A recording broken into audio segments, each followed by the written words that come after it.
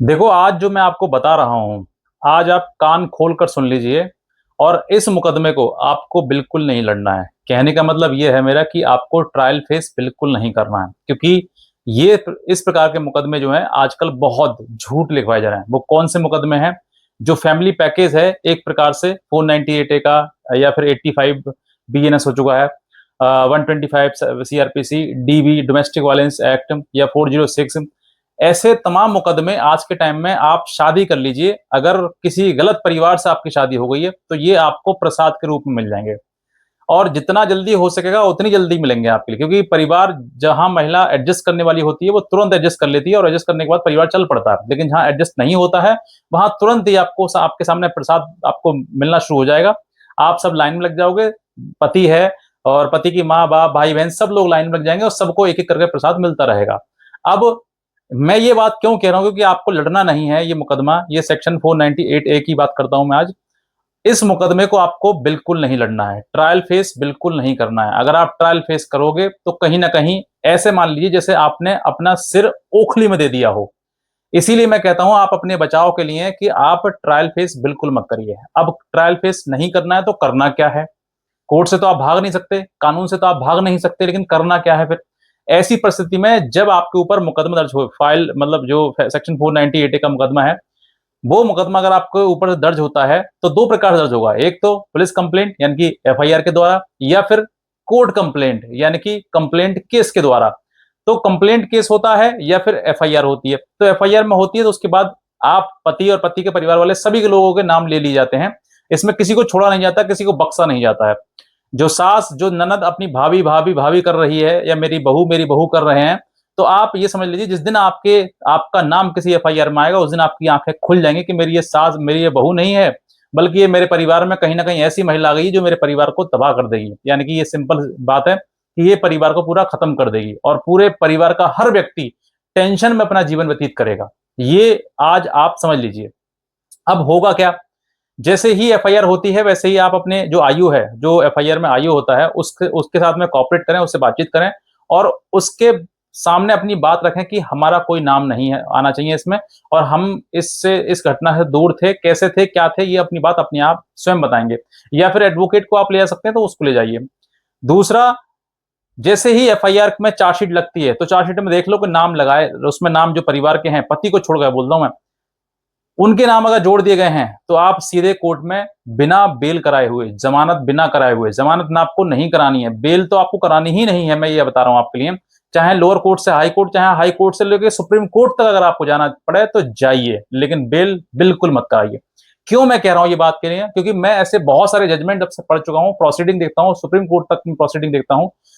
सभी जगह पर जब लास्ट में कंक्लूजन निकलता है, तो यही आता है कि ये मुकदमा झूठा था, यानी कि फॉल्स केस था, फॉल्स एलिगेशन था। ये आजकल की जो महिलाएं, जो बहू हैं, शादी करके और ससुराल आती हैं 2-4 दिन के लिए और फिर सीधे थाने जाती हैं, मुकदमा दर्ज करवा देती हैं। ये उन महिलाओं के लिए एक प्रकार से अपने पैरों पर कुल्हाड़ी मारने के समान है, जिसको अपना जीवन तबाह करना है, बर्बाद करना है, अपनी जिंदगी में मतलब बर्बाद करना है, तो वो समझ लीजिए वो सीधे जाए और मुकदमा दर्ज करवाए। आपको थाने से नहीं होगा, आप कोर्ट से कर दीजिए, मुकदमा में कोई रुकावट नहीं आएगी, मुकदमा आपका हो जाएगा। लेकिन उस मुकदमा होने के बाद जो अंजाम होगा, वो अंजाम तुम्हारे ही सिर पे पड़ेगा, तुम्हारा ही ज़िंदगी तबाह होगा, तुम्हारे ही सब कुछ परेशानी आएगी। अब जितनी परेशानी आएगी वो पति को शुरुआत में तो आएगी, लेकिन कुछ लोग जो झेल जाते हैं और कुछ लोग पीड़ित परेशान हो जाते हैं कि मैं पीड़ित हो गया। नहीं, मैं कहता हूँ कि जब आपके सामने परिस्थिति खराब आती है, जब आपको दुःख आए, संकट आए, बुरा समय आए, इसको एक अपॉर्च्युनिटी समझ के चलिए। आपके जीवन में जब दुःख आएगा, तो मैं कहता हूँ आपको सुख की ओर लेके जा रहा है वो आपको ऐसा एक इंसान बना देगा कि आप हर परिस्थिति में अटल रहेंगे, डिगेंगे नहीं, और ऐसे बन जाएँगे व्यक्ति कि आपको छोटी-मोटी परेशानी आपको कोई मायने नहीं रखेगी। इसीलिए मैं कहता हूँ आपके लिए इस परिस्थिति में आपको एक अपॉर्च्युनिटी ढूँढनी है। अब वो क्या है? जैसे ही आपके सामने एफआईआर चार्जशीट होती है, चार्जशीट के बाद कोर्ट में आती है, तो कोर्ट में सबसे पहले आप डिस्चार्ज कराएँगे। डिस्चार्ज किसको कराएँगे?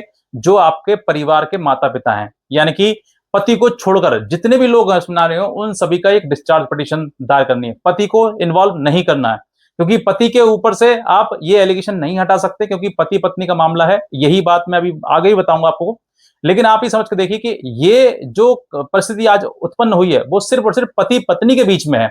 उसमें माता पिता, भाई बहन, चाचा ताऊ, ये सब, इन सबका कोई रोल नहीं है। ये सब सिर्फ और सिर्फ दुश्मनी की भाव से, मेलाफाइड इंटेंशन से उनको जोड़ा जाता है, ताकि उनको इस बात की पता लग सके कि देखो मेरे पास कितनी ताकत है। और जो महिला कानूनी कोर्ट कचहरी के द्वारा अपनी ताकत का इस्तेमाल अपने ससुरालियों पर करती है, वो जीवन भर अपना अपना बचा हुआ जीवन मायके में ही काटती है। पापा, भाई, उनके ही कंधे पर अंतिम समय पर जाती है, और नहीं जाएगी तो वो कहीं ना कहीं ये काम कराते रहेंगे उसके, कि भाई ठीक है आज ये पति छोड़ दिया, कल दूसरा पति देखते हैं, फिर तीसरा पति देखते हैं। इस तरीके से वो पति बदलती रहती है फिर वो, या फिर माँ हमेशा के हमेशा के लिए पिता के कंधे पर रहेगी। तो ये जो चीजें हैं मैं बता रहा हूं आपके लिए, इनका आपके ऊपर अगर झूठा मुकदमा करवाया गया है तो आपको सिर्फ और सिर्फ डिस्चार्ज पिटीशन मूव करना है। और डिस्चार्ज किस तरीके से बताता हूं आपको, सामने जजमेंट दिया हुआ है मैंने आपको, ये देखिए। अगर आप यूपी इलाहाबाद हाई कोर्ट के में पढ़ते हैं या फिर बेंच में पढ़ता है, लखनऊ बेंच में, तो ये आपके लिए इलाहाबाद हाई कोर्ट का बेस्ट जजमेंट है, जिसमें डिस्चार्ज अलाउ किया गया है और डिस्चार्ज कर दिया गया है। क्यों? क्योंकि जो एलिगेशन थे वो फॉल्स एलिगेशन थे, मेलाफाइड इंटेंशन से उनके ऊपर एफआईआर करवाई गई थी, और उसमें कोई एविडेंस नहीं था किसी प्रकार का, बोगस एलिगेशन थे, सब कुछ जनरल एलिगेशन थे, सिर्फ ये मारा पीटा इस तरह की चीजें है। इसीलिए डिस्चार्ज कर दिया ऑनरेबल हाई कोर्ट ने। तो इस जजमेंट की कॉपी आप अपने जो डिस्चार्ज पिटीशन मूव करेंगे लोअर कोर्ट में, उस कोर्ट के साथ, उस डिस्चार्ज पिटीशन के साथ इसकी कॉपी लगाइएगा।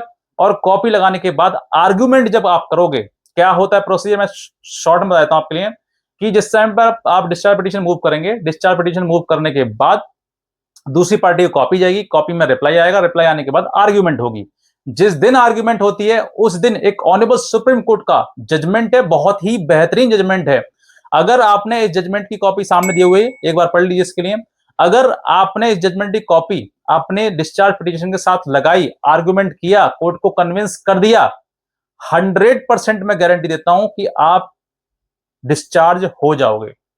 कौन कौन डिस्चार्ज हो जाएगा? माँ बाप, भाई बहन, चाचा ताऊ, जो भी है, पति को छोड़कर सभी लोग लोअर कोर्ट के द्वारा ही डिस्चार्ज हो जाएंगे। 1% नहीं हुआ, मैं आपको बताता हूं, 1% अगर नहीं हुआ तो आप इन्हीं दोनों जजमेंट को का हवाला देते हुए आप सीधे हाई कोर्ट जाइए, और हाई कोर्ट जाकर वहां पर भी अगर आप लिए कहोगे आपको, तो 100% आपको डिस्चार्ज कर दिया जाएगा। ये कौन लोग बताया मैंने आपके लिए? पति को छोड़कर बाकी परिवार के जितने भी लोग हैं, सबको इस मुकदमे से बाहर निकाल दिया जाएगा। अब पति को क्यों नहीं निकाला जाएगा, मैं आपको वही बताता हूं। पति डिस्चार्ज नहीं होगा, बल्कि पति की जो के ऊपर जो एफआईआर, जो चार्जशीट लगाई गई है, वो उसमें क्वेश्ड हो जाएगा, उसका मुकदमा क्वेश्ड होगा। जब ये सभी लोग निकल जाएंगे, सभी लोग डिस्चार्ज हो जाएंगे, तो कोर्ट को ये अंदेशा हो जाएगा, ये डाउट फील हो जाएगा कि हाँ ये जो है ये गलत तरीके से बनाया गया है, और गलत तरीके से एफआईआर दर्ज कराई गई है, गलत तरीके से चार्जशीट लगाई गई है। सिर्फ और सिर्फ अगर इसी आधार पर आप जाओगे, तो मैं कहता हूं बाद में दो पहलू हो जाएंगे। एक पहलू माता पिता के मतलब साइड का, पति को छोड़कर, और दूसरा पहलू पति। तो पति जो है, पति के लिए सिर्फ सेपरेट, फिर उसके बाद क्वेश्चन में आप जाएंगे तो क्वेश हो जाएगा। इसके लिए आपको थोड़ी मेहनत करनी पड़ेगी, लेकिन आपके सामने रिजल्ट आ जाएगा।